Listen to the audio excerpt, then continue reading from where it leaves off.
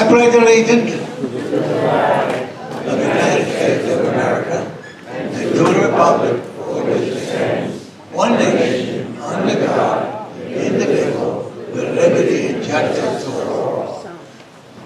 Marnie, would you introduce the guest, please?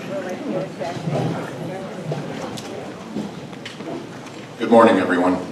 Okay. These are the guests that have joined us this morning. Please hold your applause till I'm done. Ed Saul, District Secretary for Emily Schlossberg. Harry Rauscher, Lake Worth Drainage District. Gabriella Ferraro, Palm Beach County Tax Collector's Office. Mike Pratt, Palm Beach County Property Appraiser Office. Howie Zimmerman, Palm Beach County Property Appraiser's Office. Rachel Zah, Palm Beach County Legislative Delegation Aide. Christine Shaw, Palm Beach County Legislative Delegation. Abby Ross, Senator Lori Berman's office. Terry Mitzi, Representative Tina Polsky's office. Emily Schlossberg, State Rep, District 11.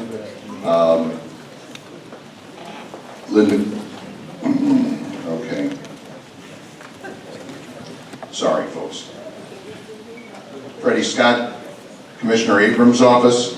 Rosemary Raymond, Lake Worth Drainage District. Nicole Smith, Lake Worth Drainage District. Megan White, Commissioner Berger's office.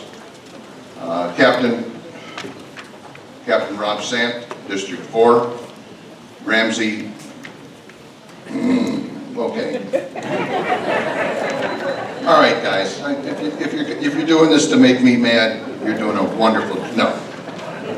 Ramsey Bolte, Representative, I'm sorry. Move on.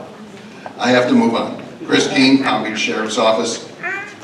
Felix M., Palm Beach County Sheriff's Office. Sarah, also from GL Homes. Let's see. Ron Janarek, CAM. Dana Ackerman White, Commissioner Kerner's office. Melissa Booth, Palm Beach County TPA. Sophia Rowe, District 29 office. Jenny Caesar, Congresswoman Lois Frankel's office. Mary Lou Berger, Palm Beach County Commissioner. Thank you all for being with us this morning.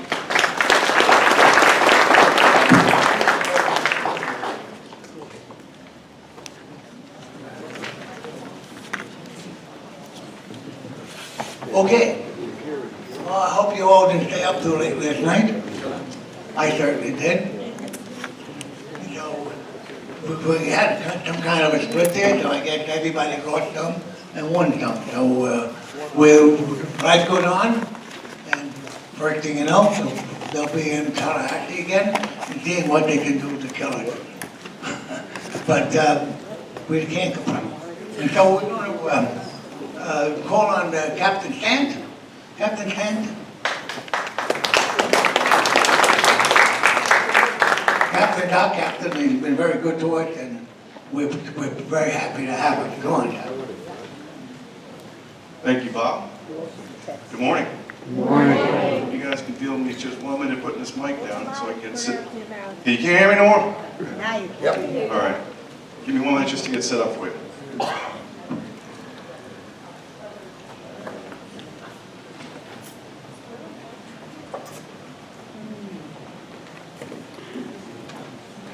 All right, how's that? We good? Good. All right. Welcome. Good to see everybody again. I'm glad the good Lord's given me the strength to be in front of you again. Before I get started, I want to recognize a couple of things. Number one, we made it through Halloween unscathed. Right? My children says, Daddy, when are you going to take your costume off? You guys thought that was funny too. I get it. As I will gang up on the captain. I got you.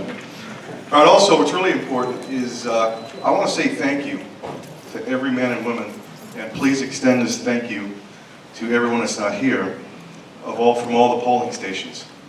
Yeah. You men and women did an incredible job. Incredible job. And I know this because I got the reports coming in. We kept our fingers very closely on the pulse to make sure anything went wrong, anything we needed was there. I hope the service that we provided you with an Overwatch, not overbearing, but an Overwatch was sufficient as well. So thank you very much. One other thing I want to say is thank you all, and please extend this to the extended communities that are not here, is I want to thank you from the bottom of my heart for all the support that we get every day. I get emails, calls, letters in from the communities around the whole entire district, and I can't thank you for your unwavering support. It means a lot to me, it means a lot to these deputies, and I assure you that all the reports that come in, the emails that come in, get pushed down to the deputies that they purely deserve the credit. I'm just the guy that makes this stuff happen. I can be replaced, they can't be, okay? One in particular, not to embarrass him, we have Deputy Abrams back here in the back room representing our Kings Point, who is typically and commonly a recipient of thank you letters. So, thank you very much, it means the world to me, Command and PBSO, okay? So with that, I'm going to share some concerns, because I'll never bring bad news to you, but I'm going to share some concerns with you.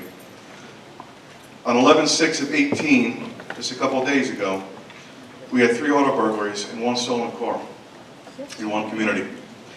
Then I find out later on through some briefings that we wound up having even more. I think we're up to about 6 in one particular community. Now I say concern, not a problem, is because the detectives I have working for me at the district, or we have working for us at this district, are incredible. They work feverishly, they don't stop. I have to order them to go home sometimes. So with that, as of this morning, we've identified at least 2 of the suspects via video surveillance cameras. And I want to report to you, just as an update to what I put out to you guys last month, was the video that I have, and we captured them on, was these 2 individuals going to homes, to cars, and they're checking the car handles, and it clearly shows what I've been trying to explain, and you guys have been fantastic, that they moved on. So there was no victims there. They checked the cars, they looked in with flashlights, no personal items of value, and they moved on. Okay. Unfortunately, they found the cars that were open, and they victimized them. I assure you we'll have them in custody soon. Let's move on to some good stuff. Since I pulled my analyst pulled a report for me. It's from September 1st through October 20th. We had a rash of increased burglaries to residential, commercial, and vehicle. They totaled the numbers, there were about 54 confirmed, which sounds alarming. And it is, it was alarming to me, it was alarming to all of us. So with that, we implemented an action plan, a direct, specific action plan to combat this in this specific location. So who here, by a show of hands, have seen more presence of the helicopters over the area? Right? Have you got lucky enough to see our mounted unit? The horses? How about the motors? You see the increase in the motor units and the traffic cars? Well, good, because those guys I told, like, low profile, because we want to catch these bad guys in the act, and they did. So what I will tell you is, as of the inception of the action plan, which started on October 22nd, my last report we pulled was 83% decrease in auto burglaries, 50% residential burglaries, and 100% decrease in commercial burglaries. And again, ladies and gentlemen, that is all to the efforts of these men. Okay? I've said it to you before, and I'm going to say it to you again and again and again as long as I'm here, is that this is a revolving, reoccurring issue. It's a constant battle. We'll keep fighting it. Okay? Rest assured we'll do our jobs. I'm going to read you something else. The residents of the Oasis Apartments were victims of multiple vehicle burglaries. Victims reported that theft of credit cards, cash, cell phones, GPS systems, and iPods. Subjects Harper, Wilson, Forshaw, and Langold were captured in one of the store video surveillance cameras utilizing the stolen credit cards. Ultimately, 4 suspects were arrested and charged with multiple felony counts of vehicle burglary and fraudulent use of credit cards. That's good news. That's real good news. But I do issue this word of caution. One of the suspects that we arrested was also charged with an attempted homicide at Delray. The reason why I tell you that, folks, is because I want you to do what you've heard me say before. Don't confront these suspects. Don't confront suspicious activity. Just observe and report. I don't want one of you getting hurt by confronting anybody. Just let us know they're there. Okay? All right, let me move on to the Dollar Tree. You guys remember me speaking a little bit about the Dollar Tree, the theft, the distraction thefts from the Dollar Tree? Okay, if you haven't heard it, I'll tell you now. Over the last year, there's been approximately 20 distraction thefts at the Dollar Tree store located at 7431 Atlantic Avenue. The suspects from previous intel are black females who entered the store and created distraction. One of the distractions once the distraction is initiated, one of the suspects then removes a wallet from an elderly female customer within the store. On Friday, 11/2/18, 3 black females were inside of the store causing a disturbance. Employees called PBSO and the females left prior to law enforcement arrival.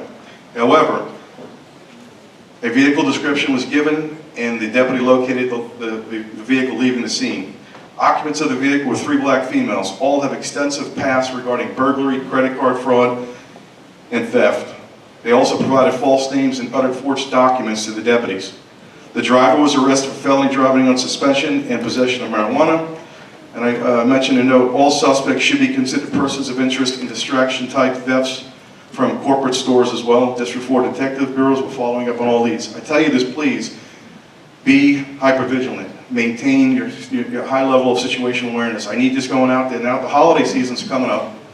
All right? Please be mindful. I can't stress it enough. Okay? And that, I think, will do it on my end. Other than that, we're looking really good, and I appreciate all your support. All right? Thank you very much. Thank you, Captain. We can't thank you and your men enough for the help you give us, keeping us safe. Okay, Tony Keeler, Fire Rescue. Tony's gonna tell us what's going on. Come on, Tony. Good morning. I'll be very quick. I know you guys got a busy agenda today. Thank you, Bob, Dr. Laurie, and the Alliance for giving us a minute.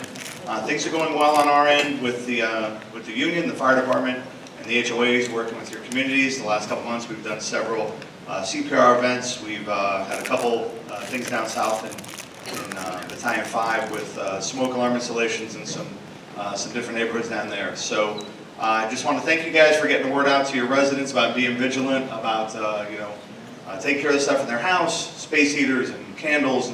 And we haven't really had too many of those issues leading up here into, which hasn't started yet, but what you would consider our winter cold season.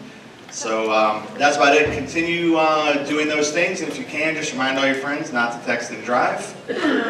You'd be surprised now in the age of the smartphone with everyone, my parents, my grandparents, this community, how often you see everyone looking at their phone while they're driving. A lot of the vehicle accidents we're running on now are from that. So if we could try to limit that and help keep everyone safe, that would be great. I'm sure SO would appreciate that as well.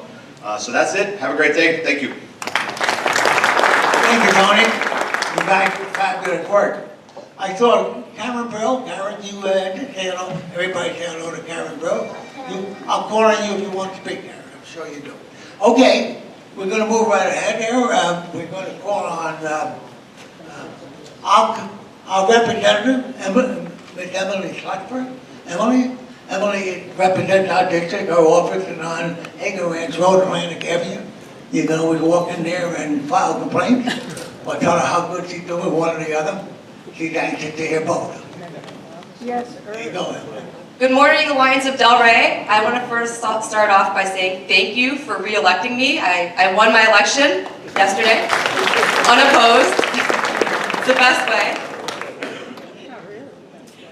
So I'm going to start off also by saying my office is on the corner of Hagen Ranch and Atlantic. And if anybody needs anything, Monday through Friday, 9 a.m. to 5 p.m., where are you? Ed Soul. Ed Soul is my district secretary. We're always here for you. If you need anything at all, come visit us. And you might have the newsletter with our address. We've been getting a lot of questions about a new law that took effect July 1st, 2018 regarding serving years on a board. So I'm going to read you the statute. So if you have somebody on your board who served 8 consecutive years, there's going to be an issue under the new legislation that was passed. Okay.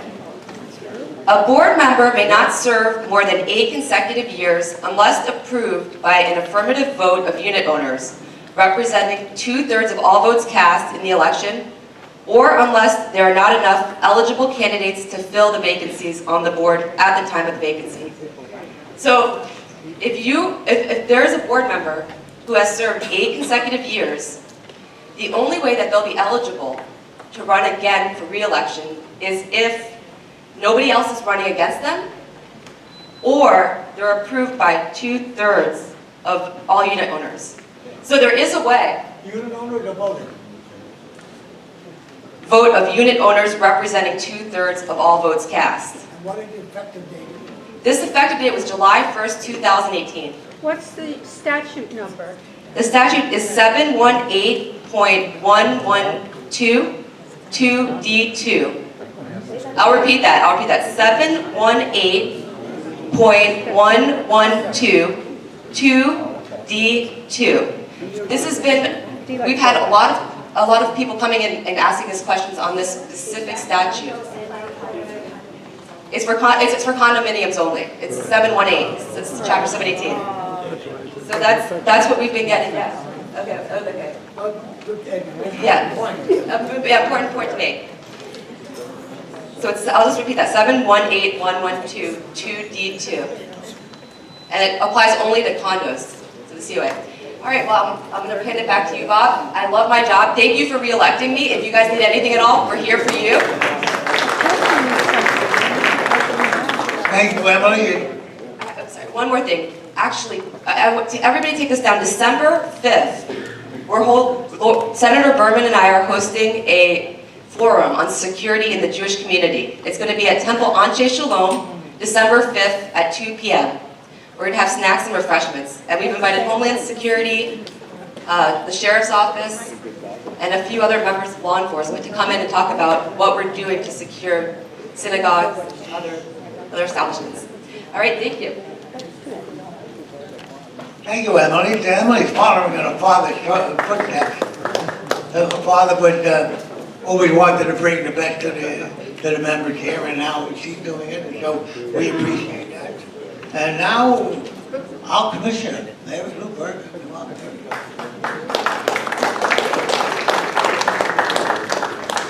For those of you who don't know, it's Mary Lou Berger is on her last term as a commissioner, and she's on her final 2 years. Oh, we're going to miss you, Mary Lou. Thank you, Bob. Good morning, Alliance. Good morning. Oh, that's not good enough. Try it again. Good morning, Alliance. Good morning. Okay, that's a whole lot better. First of all, I am not being political. I just want to take a moment to thank all of you that went out and voted. It doesn't matter to me who you voted for, but the turnout that we had in Palm Beach County was really over the top. And we should all be proud that we got out there and did what we should do, regardless of how you voted. I also want to introduce somebody from the county staff. Ramsey, where are you hiding? Oh, he's over there. That is Ramsey Bulkley, and he'll be with Nick this morning and our county engineer. I don't think you've met David Ricks yet either. He's our new county engineer. And this is the right hand, left hand, and all around hand at the Planning and Zoning Department. Other than that, I don't want to take up any more of your time. I love you all. Happy Thanksgiving to you all, and I will see you next month. Thank you, Commissioner. Our school representative for our district is Karen Bill. Karen is coming on up here. Here she comes. Okay. Want to tell us what's going on? The new things were passed last night and got to school. Thank you, and yes, and I'm here to say thank you to all of you. Thank you for supporting our children, our teachers, helping us to make our schools safer. The referendum passed at 72%. So I have to say thank you over and over again, because no matter what side of the political table you sit on, the children are our futures. And they deserve schools that are as safe as what we grew up in. They deserve the mental health support. They deserve psychologists and social workers who do what they're supposed to be doing and not administering tests.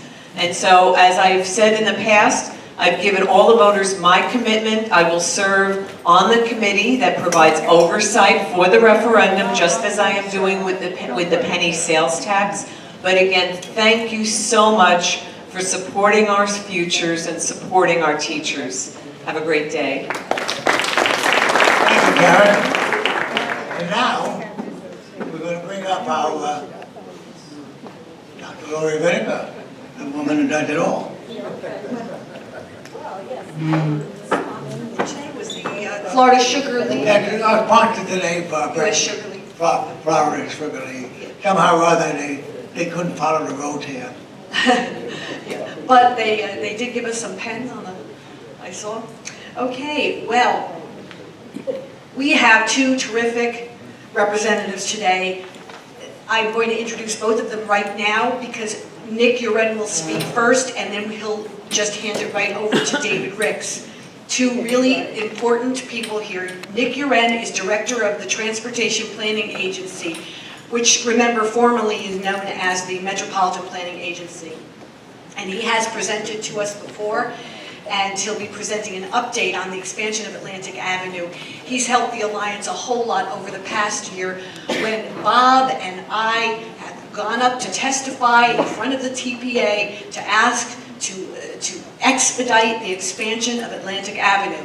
The TPA oversees how state and federal money for roads and transportation improvements is spent, and its governing board actually includes some county commissioners. Our Mary Lou Berger is one of them. I do believe there's 5 on that. Elected officials from certain cities and towns throughout Palm Beach County and the Port of Palm Beach. That's our first speaker. And then to follow up is our county engineer, our new county engineer. We're fairly new because he's been here about a year. And David Ricks, he was educated at the U.S. Naval Academy, 22 years as a naval officer in the Civil Engineer Corps, correct? And he's handled public works at Navy marine facilities, overseeing the maintenance of roads and bridges. And you can't mention anything about David Ricks. You need to mention the one special other thing about him, about how strong he is, right? Strong, actually strong. He benched world record bench press of 716 pounds, lifted in competition. Unbelievable, huh? That's what comes out of our armed forces. So we start out right now here. This is going to be followed up with, after both of our speakers speak, they'll still stay here and they'll both answer questions, and one at a time you can come up to the microphone to ask the questions, or if you want a card, we can just hand it to you and you can write it out and we'll ask it for you. So please help me welcome Nick Uren from the TPA.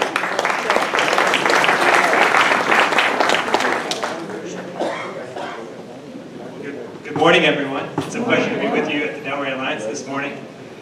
From my records, and I think your records as well, I was last here in November of 2017, giving you a brief update on our agency and our progress on the Atlantic Avenue corridor. I did mention we've been doing transportation planning work for Palm Beach County, all of Palm Beach County, for 40 years.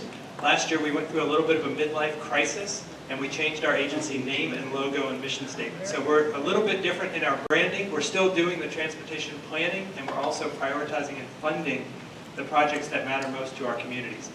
We are focused at the TPA on the federal and state taxes, not on the county gas taxes. David's going to talk about how the county is using its gas taxes and its developer-paid impact fees to invest in transportation. I'm going to talk to you about how we're using federal gas taxes and state gas taxes and fuel revenues to invest in the transportation system. So let me dive right in.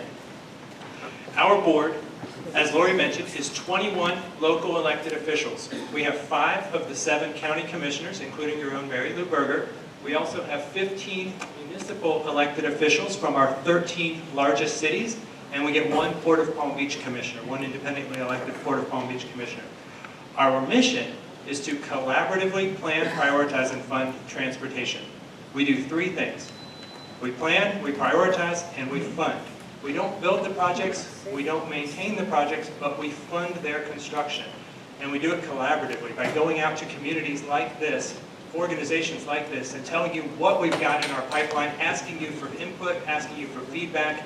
Our vision is to create a safe, efficient, connected, and multimodal transportation system. And that last word has been really growing in emphasis in our agency. Multimodal means that we want to create safe places for you to walk, to bicycle, to ride transit, or to drive. Whatever mode you choose to travel by, we want to create an environment that is safe and connected so you can get to your destination alive. So that's our vision statement.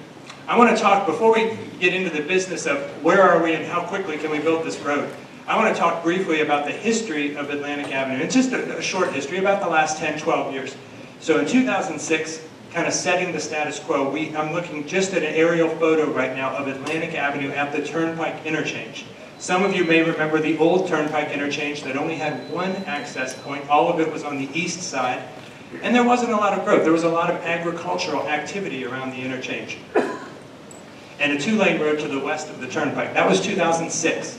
2009, we fast forward 3 years, and now we've rebuilt the interchange. So there's no more flyover and loop road to get onto the Turnpike southbound. Now you're getting on and off of the southbound lanes of the Turnpike west of the bridge.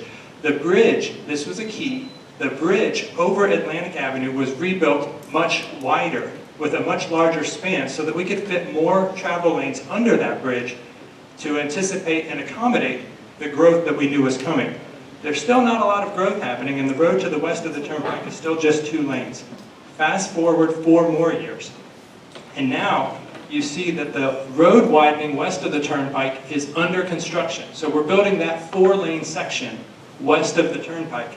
And you also see the beginning signs of converting farmland to active development, to houses, to shopping centers. You see this, this little road right here that's sneaking in just next to the Turnpike is the buds of growth, the anticipation of people coming to this area. So we jump forward 2 more years, and you see a lot of those people are starting to arrive. People are moving in, and that 4-lane road west of the Turnpike that provides access to the Delray Marketplace is complete, it's open to traffic, it's providing capacity and access to that new shopping center at the Atlantic Avenue and Lyons Road intersection. Jump forward 2 more years, and we've got a lot of those people here. A lot of those people on the northeast corner are now occupying those constructed residential units, and we're starting to feel the crunch again. We're starting to feel like, wow, these roads are getting pretty darn busy.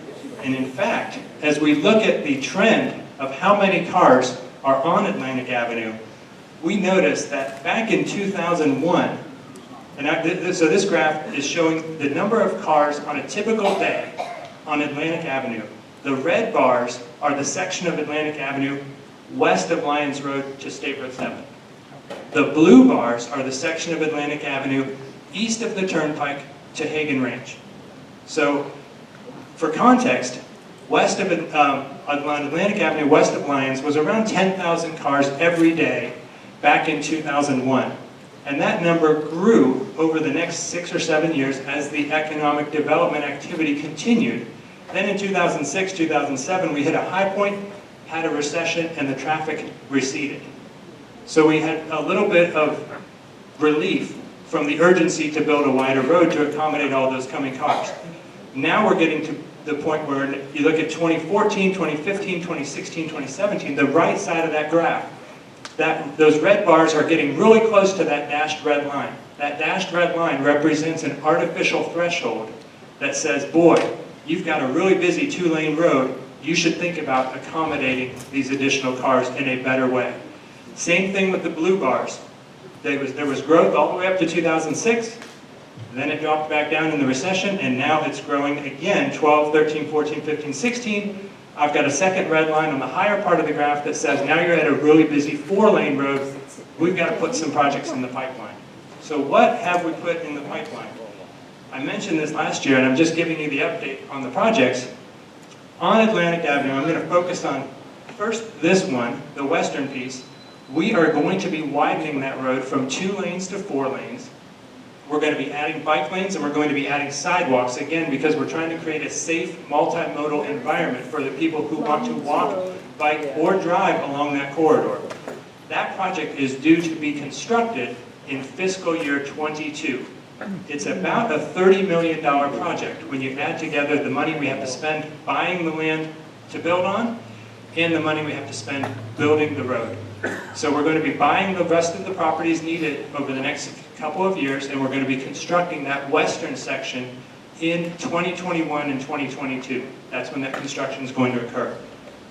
Maybe the more urgent one is the more complex one for us. So we know that the urgency is the piece east of the Turnpike to Jog Road. That's the busiest piece. That's the one that we're really starting to see a lot of activity on. It's starting to cause us to feel a little anxious, a little frustrated. I'm not going to steal David's thunder, but he does have a short-term relief button coming. Our long-term solution, our long-term investment, is going to take a few more years. That's a $70 million project when you add all those numbers together. $70 million to widen that section of road from really east of Lyons Road all the way to Jog Road. It's going to become a 6-lane road with the buffered bike lanes and the sidewalks that allow for, again, that safe multimodal environment. We're going to squeeze it under the Turnpike Bridge, and we're going to be able to provide the capacity that all the growth that's happening in this area needs. But it's going to take a little bit of time. So the good news is we have $100 million planned to be invested on the Atlantic Avenue corridor, and that's federal and state resources invested in your part of Palm Beach County. The bad news is they're not imminent. They're not coming in the next year or two. The west piece is going to be constructed in fiscal year '22, which means calendar year '21 and '22. The east piece is not funded for construction until after '23. We're working aggressively to advance that. I know that's not the message you want to hear, but we are working aggressively to find the money and to resolve the technical issues associated with whose land do we build the road on, how do we keep the canal whole, the Lake Worth Drainage District and their issues, and how do we construct that project in a way that's safe for the motorists, the bicyclists, and the pedestrians that are going to be using that road, and that frankly are already using it. So we know there's a lot of urgency to this. I know that's not the message you wanted me to deliver as far as the timing, but I do want to emphasize we are committed to spending the $100 million invested in this corridor to improve the condition for all of our traveling public. On this slide, I want to mention 2 other key projects, just so that you're aware that they are coming. The first is on State Road 7, just north of Atlantic Avenue. We are going to be resurfacing that road and widening it slightly to accommodate wider shoulders for bicycles, as well as pedestrian pathways on both sides of that road. That resurfacing and pedestrian bicycle project is going to begin in 2019. So early next year to middle of next year, you should see that project go under construction. And then I had a conversation with a lady in the audience this morning, and she said, we've got to do something about the Turnpike. When are we going to invest in more capacity on the Turnpike? Well, the good news is that's also been identified as a capacity investment. The bad news, again, is that it's not near term. It's about 6 years out for construction, but we are going to be widening the Turnpike from a 6-lane road, 3 lanes northbound and 3 southbound, to a 10-lane road. We're going to be adding 2 lanes in each direction. And they are going to be, and this is a little bit unique, but they're going to be what's called express lanes. So you'll be able to get into those center lanes and drive a longer distance with less interruptions than you do on the main line of the Turnpike. So it's a little more predictable flow, a little bit more reliable experience for you.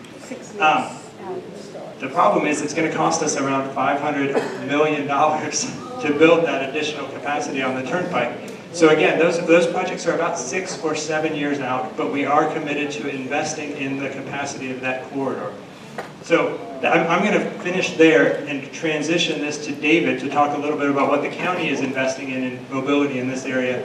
But I just want to say we are indeed investing in your part of Palm Beach County, and we're asking for you to help us build that community that will serve the best interest of all of your residents and help us, again, to understand and address your concerns related to transportation. So let me turn it over to David Ricks.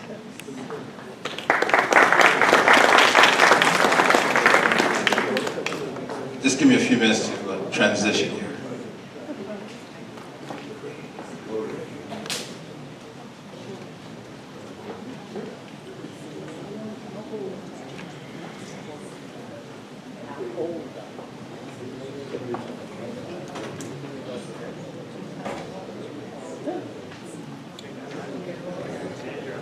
All right, good morning, good morning. Good morning. Come on, a little louder. Good morning. All right, thank you, Dr. Laurie and Bob, for the invitation. Truly, this is an honor. I've been here just about a year. Took over for George Webb, previous county engineer, done a great job in terms of the service to the community. My first real day on the job was that little windstorm we had about a year ago called Irma. And so I had a great opportunity to work with a lot of great folks, a lot of county agencies, a lot of communities in terms of storm recovery, storm preparation.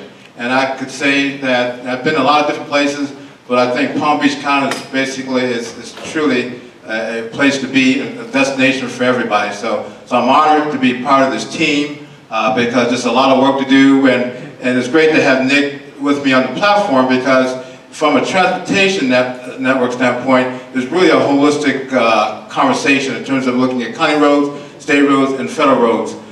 And before I get started in that, just give you a little idea in terms of what we, the County Engineer's Office of Engineering and Public Works do. We are responsible for about almost 3,500 lane miles of road that we provide maintenance and daily servicing on. And then the other unique piece of this is that all the traffic signals in the county, we manage basically 1,200 intersections. And that's about all the intersections, even the ones on the state road that we manage.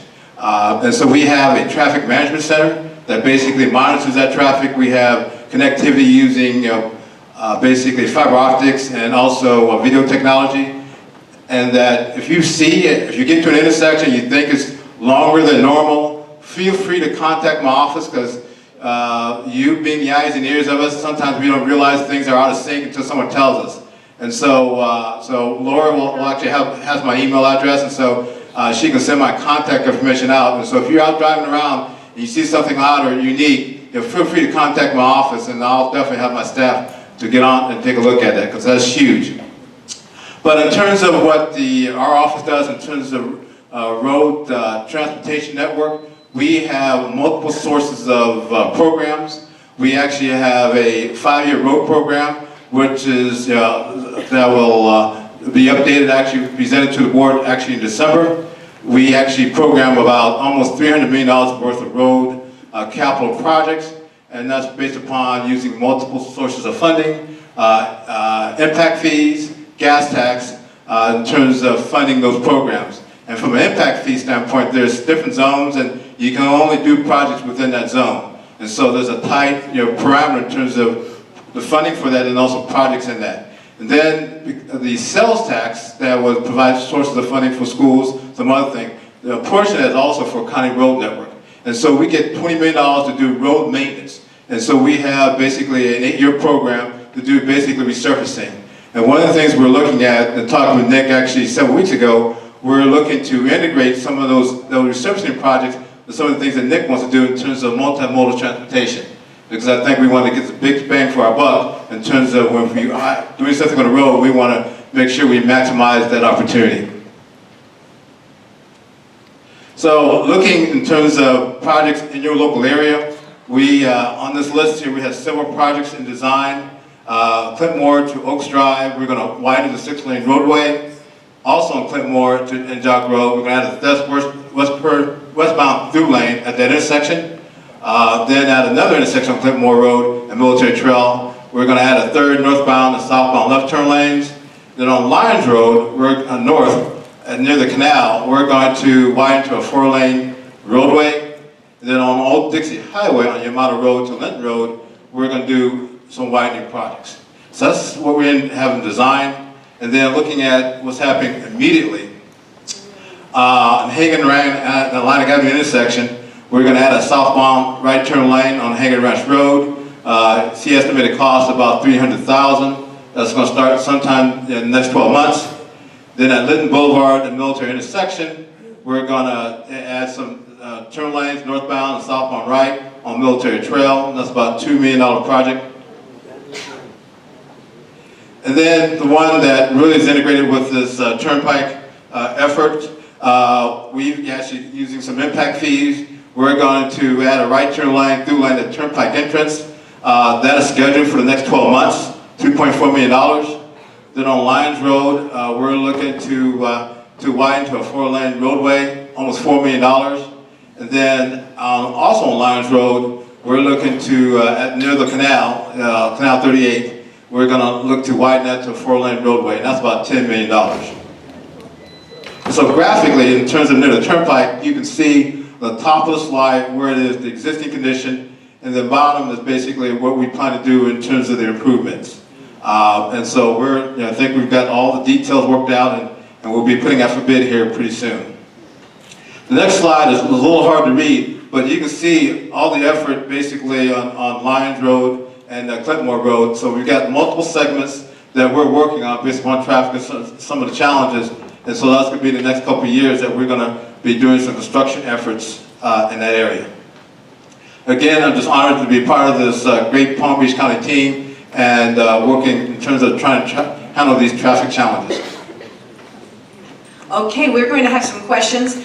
But first, thank you very much. And this is terrific today. To let you know about what the Alliance has done last year after our meeting that we had Nick here at, we heard there might be issues with certain stakeholders that might possibly hold things up and all. We did bring together the county and the state and Lake Worth Drainage District and Kings Point, all at the Lake Worth Drainage District offices, and we got them all together to see the need to all cooperate together to get some of that land that's going to be needed for the widening of Atlantic Avenue, because it doesn't appear that the north side of Atlantic Avenue between, say, Hagen Ranch and Jog will be able to be used, any extra land there or easements, because the people's homes are so close to Atlantic Avenue.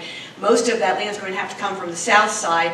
So we got all the stakeholders together, and everybody it was a wonderful meeting, and we got a letter from the Lake Worth Drainage District, which we actually gave to the TPA and the county, that says that they're going to cooperate as much as possible, and they would just need to put their plans through their engineering department, obviously, because some of the drainage areas are going to be re-engineered, and they're going to do everything they can to work with us and with the TPA and the county and the state, because Atlantic Avenue is a state road. And you have that letter, right? Yes. Yeah. So, okay. So I had a question written, and it's been answered by you in the second presentation. Thank you. So if there's anyone who has a question and would like to come up here, we've got a microphone right here. And you just come up, and we figured there'd be maybe a line today. Don't be bashful. Come on up. This is your chance now to get answered.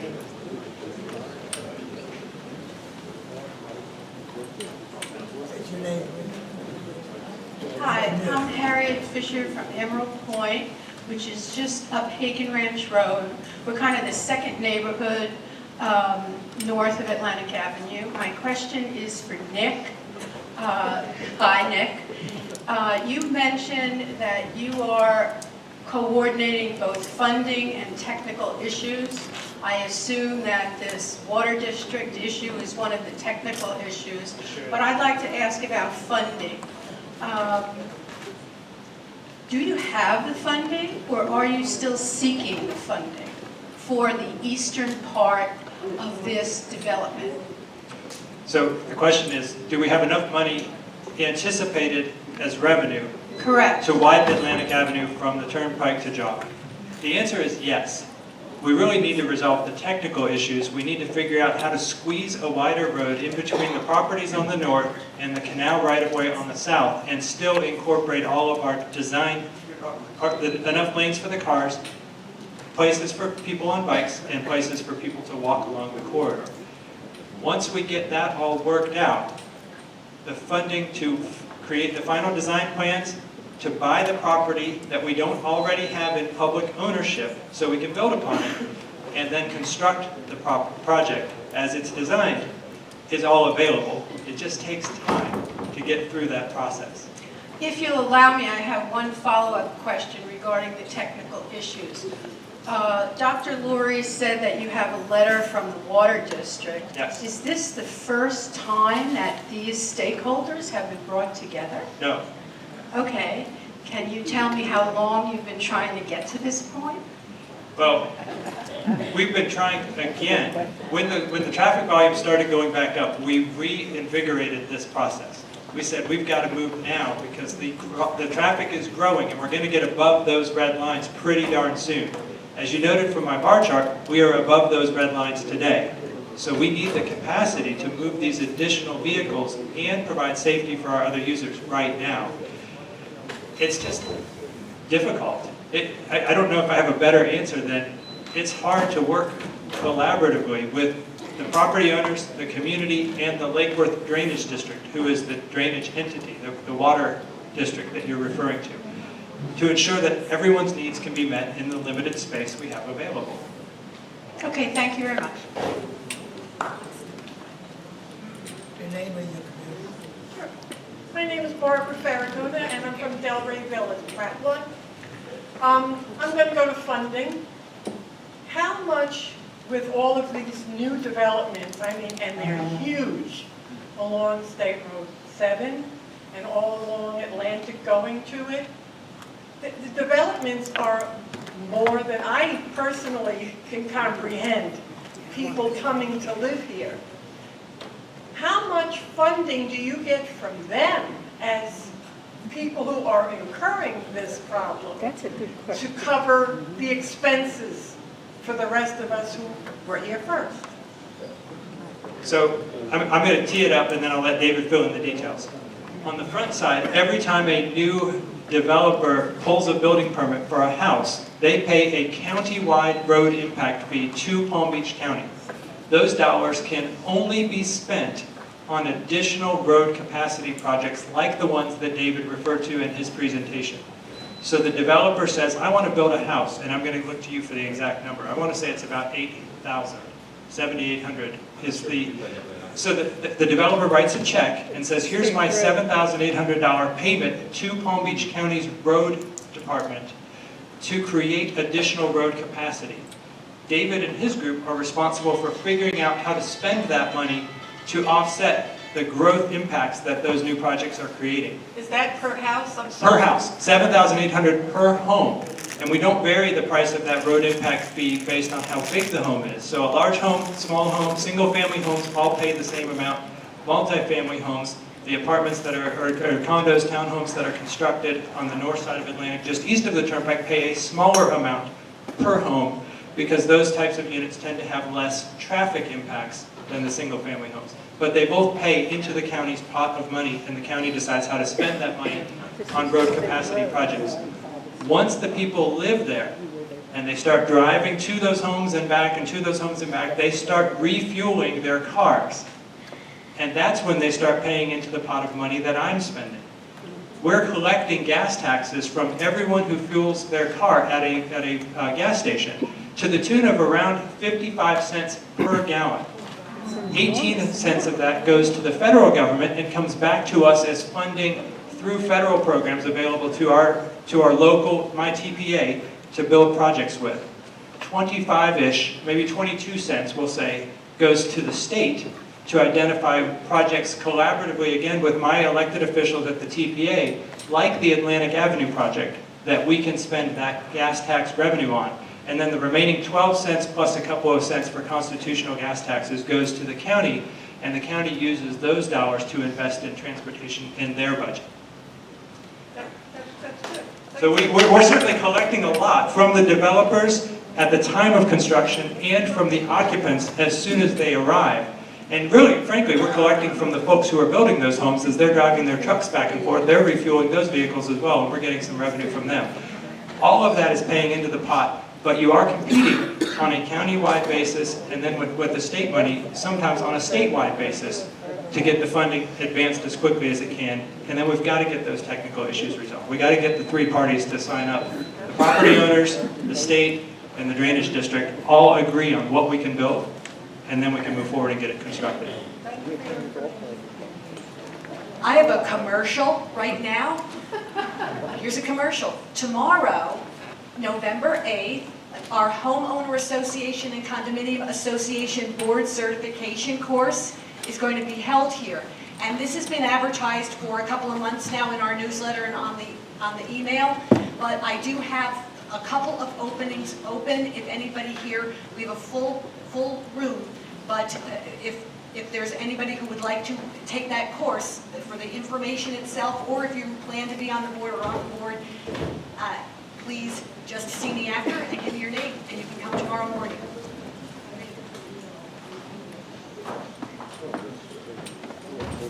Hi, my name is Mark. Being fairly new to the area, I'm a little bit confused about why the flow of traffic at different intersections is different. By that I mean the one on Atlantic Avenue going north to south, the two left lanes turn left, and the north to south traffic flows, and on the other side of the street they stand still.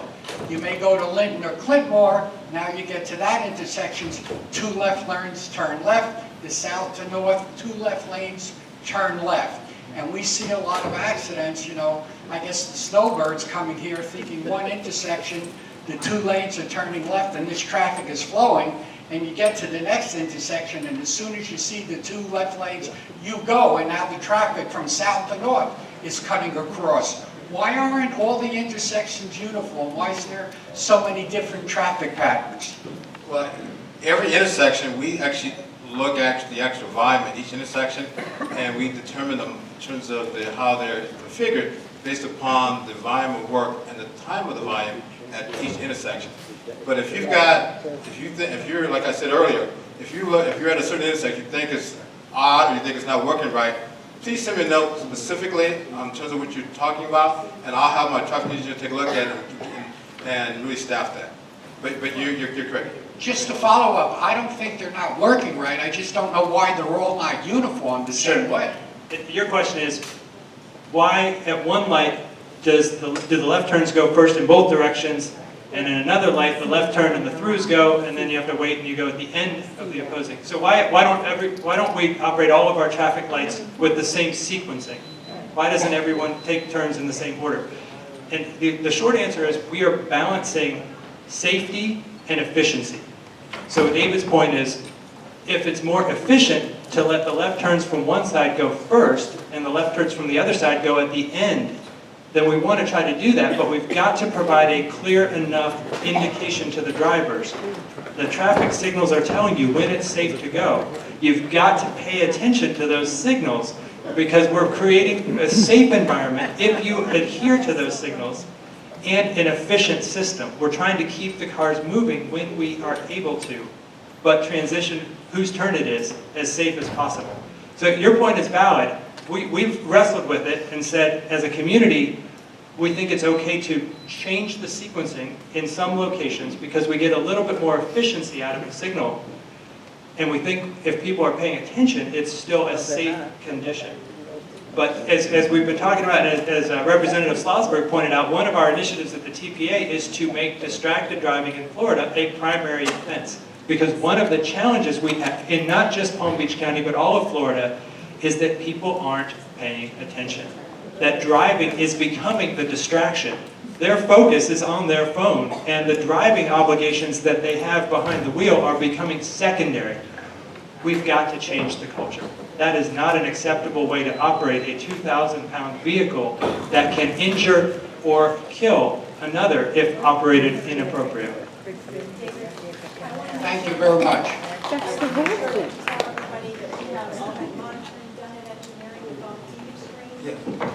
Yeah, we, like I said earlier, sorry.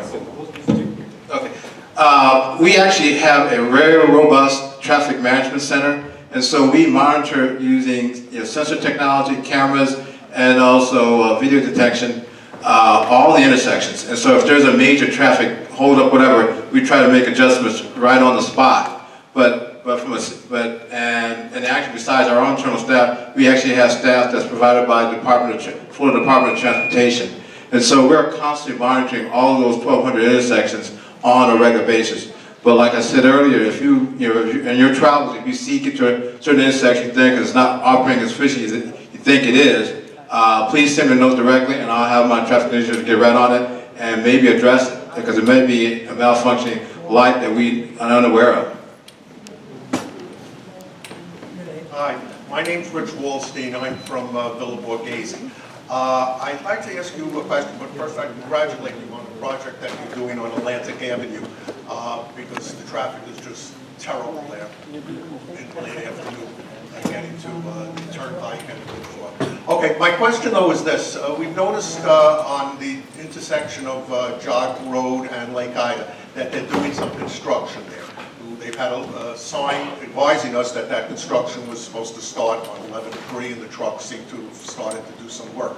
We were not made aware, nor do I know exactly what they're doing there. Do you have any idea as to what's going on in that vicinity? Let me get back to you. I'll have to take a look at that. Okay, fine. Yeah. Okay. Thanks a lot. Oh, David, if you could send that information to me, and it'll go right out in the email, and a lot of this will be in our next newsletter as well. Good morning, Lois Hollander, Meisner Country Club. I usually don't have trouble talking, but anyway, just a quick follow-up to your comment about the monitors on the intersections that you said you're constantly monitoring the traffic lights. Does that mean if there is a certain jam at a certain time of day on a regular basis, you might alter the, the north, south, east, west intersection during that period of time if you notice that there's an ongoing problem? Or is this like a permanent change that you make? No, it'll be a temporary change, because we look at the normal volumes and we set the sequencing based upon normal traffic. But if there's a major accident or a major event that's basically impacting the travel, we may temporarily make adjustment. So I have another question, but so like for example, at the intersection of my favorite intersection, Lyons and Atlantic, if during the 3 o'clock or the 2 o'clock traffic time when all the contractors are going home and trying to get to the Turnpike for people, if that's a regular problem area, do you adjust the time for the light, or do you just not? Well, if that's more kind of like because of the construction traffic, if it's a construction traffic that's going to be for the next year and a half, we may need to adjust it based upon that unique, that unique event. And so we can take a look at that. Got it, okay. So, so you said what intersection you're talking about? Lyons and Atlantic, my favorite intersection. Okay, we can take a look at that. Okay, but the question I have, I'm more of a visual than I am a word person, and what your last slide talked about the widening of Lyons to the 39 Canal, Clintmore to the 39 Canal on Lyons, and the canal to Atlantic on, so yeah. So could you visually tell me where that is in relationship to all the construction in our community? I'm lost.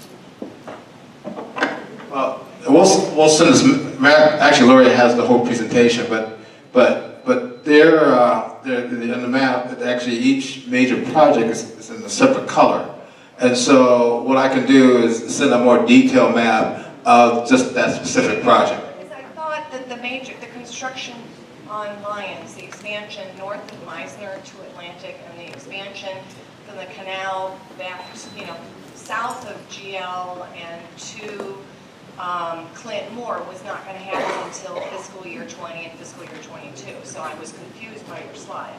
Well, what I'm indicating, these are basically ready. Designs are almost done, and they'll be out for bid in the next 6 to 12 months. Okay. All right, then I'll talk further. But I can provide additional detailed information each of those sections, and I'll send that to Lori and send that to you. Thank you. Hi, my name is Rob Kogan. Specifically, you said the 30 million is in pocket, if you will, for the expansion of Atlantic from Lyons to 441. Now, but you then said that it's going to be constructed in fiscal year 22, but you haven't bought the property, there are still issues. Is that a hard date, and is that hard money, or is this just your expectations of what's going to happen? No, yes, yes. It's as hard a date as we can give you. We have a 5-year program that looks at how much money do we expect to receive and where do we intend to spend it. We intend to spend money buying land in fiscal years 19 and 20. We intend to spend money constructing the project in fiscal year 22. The revenues are relatively reliable. We do update them every 6 months to say, all right, we're always forecasting how much are people driving, how much gas tax are we collecting, what about vehicle fees, whatever. We're always updating those, but they're pretty good. We've done this for a long time and we're pretty good at our predictions. The question is, will we be able to buy the land and obtain the right to build on it in time to construct the project in 22? We believe that schedule has an appropriate amount of margin in it to say that the data I've provided is reliable. All right, well, given your experience, can you relate, obviously it's based on your expectations, how much were your timetables put off in 2007 and 2008 should we experience another downturn in the economy, which none of us know, but we know is inevitable? Well, the good news about the downturn in the economy from my bar chart was that we also had a decrease in congestion levels. People were driving less when we had less economic activity. So the urgency to build projects was a little bit lower. We still collect gas taxes, even in recessions. We continue to get the revenue. But we have to go through a more aggressive prioritization process to figure out which of the lesser number of projects, which of those projects are most important to continue to fund. You're right at the top of the list. My agency adopts a priority list every year. You are on the list in the top 10, and you only move up from there. The only way to come off the list is we decide not to do the project or the project goes under construction. You continue to move up every year. So these Atlantic Avenue projects are as reliable as I can make a project in my agency's way of doing business. Thank you.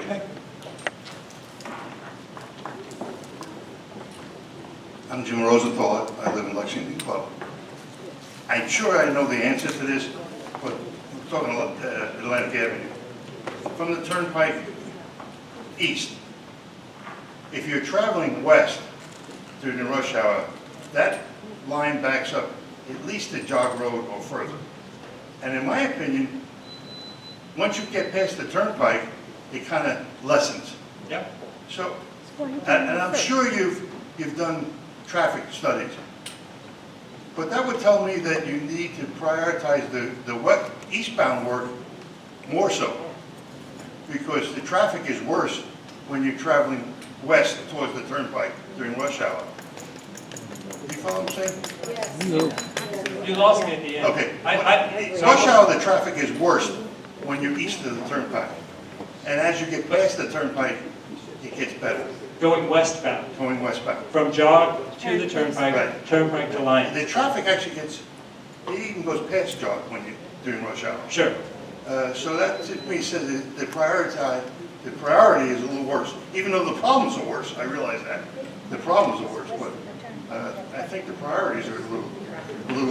Well, so let me make sure I hear you. It's hard to go west in the afternoon on Atlantic Avenue. Correct. There are 3 different issues that we're facing. I know that. I understood that. Issue number 1, the 3 lanes at Jog become 2 lanes on the other side of the road. So they're merging together. My project, which is several years out, will address that. Right. But we can't do much about it sooner than that because of those technical coordination issues. That's the point I'm trying to make. Then we have a congestion point at Hagen Ranch Road, where you only have 2 westbound through lanes. We need a 3rd lane to accommodate all the cars that want to continue to go west to the Turnpike. Again, my project will address that, but it's going to take a little while to get there. And that's what I'm trying to say. We should need to prioritize that. Sure. Whatever it is. We want to go as fast as we can on this. I've definitely heard the Alliance's position. Last week. The good news is, the 3rd issue is that it's hard to get to the 2 Turnpike intersections today. It's hard to make a right turn to go north onto the Turnpike and to go straight under the bridge to make that second right to go south on the Turnpike. I agree. David's project is going to fix that soon. That's the good news that I want to make sure that the Alliance hears. The county is doing with county money on a state road, a capacity project that will make getting onto the turnpike much easier in the afternoon. I expect that to dramatically improve the experience that you are currently having when you go west on Atlantic Avenue. And when will that happen? What's your timetable for construction? Well, they'll start it in the next 12 months, it'll probably take another 12 months to finish. So it's going to go under construction within a year, and it'll be done in 2 years. That's pretty fast for road construction time frame. I'll take it. There's a second part of that question. When you widen the south side of Atlantic Avenue, and now this is east of the Turnpike, are you planning to put sound walls in? Because that's where all the homes are. So by state law, whenever we are doing a capacity project, expanding a road and getting closer to houses, we have to do a noise analysis. We're going to study what the existing level of noise is at each one of the homes on the south side and on the north side of the corridor. And we're going to identify if that noise level is increased above the state threshold. How do we mitigate? How do we build a wall to make it quiet again? So yes, we're going to do a thorough evaluation. I'm not going to say the answer is yes or no, but I'm going to say the analysis will be done, and we will have a clear answer to that question. Thank you very much. Appreciate it. Thank you very much. Everybody's questions have been answered here. You had an opportunity. Thank you for everything. And our board member, Susie Zuckerman, has a question. It's a private question, okay? Okay, so we will see you all next month. It's going to be great. Remember to call that to RSVP for the luncheon if you'd like to go. The first 100 people will have that reservation. And also next month is going to be a great program with Joshua Gerstin. He's going to be speaking about new legislation, new laws that are in effect for condos and HOAs, and you'll get all your questions answered then too. See you next month.